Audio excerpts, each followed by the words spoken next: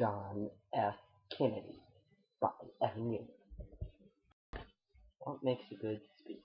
Knowing your audience, making sure people know the point, a good outline, a strong start, time management, and confidence and enthusiasm.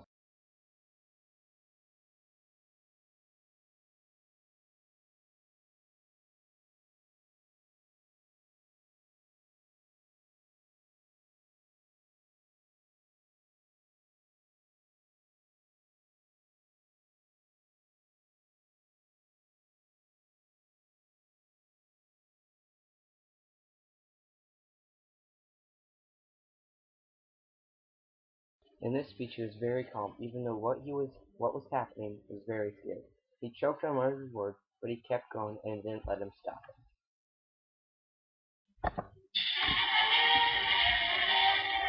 Good evening, my fellow citizens. This government, as promised, has maintained the closest surveillance of the Soviet military buildup on the island of Cuba. Within the past week, unmistakable evidence has established the fact that a series of offensive missile sites is now in preparation on that imprisoned island. The purpose of these bases can be none other than to provide a nuclear strike capability against the Western Hemisphere.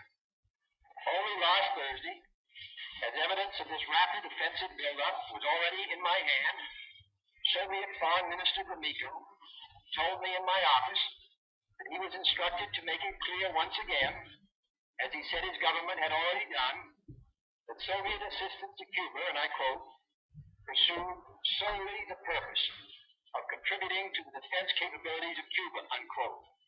That, and I quote him, training by Soviet specialists of Cuban nationals in handling defensive armaments was by no means offensive. And that if it were otherwise, Mr. Gromyko went on, the Soviet government would never become involved in rendering such assistance, unquote. That statement also was false. Acting, therefore, in the defense of our own security and of the entire Western Hemisphere, and under the authority entrusted to me by the Constitution, as endorsed by the resolution of the Congress, I have directed that the following initial steps be taken immediately. To halt this offensive buildup, a strict quarantine of all offensive military equipment under shipment to Cuba is being initiated. All ships of any kind bound for Cuba, from whatever nation or port, where they found to contain cargoes of offensive weapons, be turned back.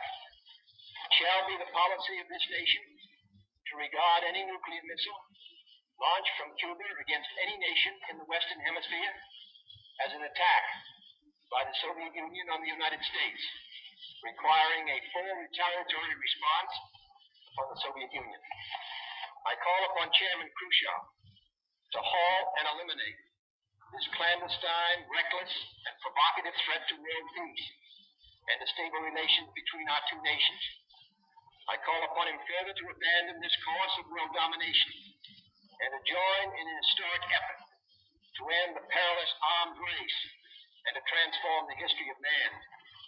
Our goal is not the victory of might, but the vindication of right.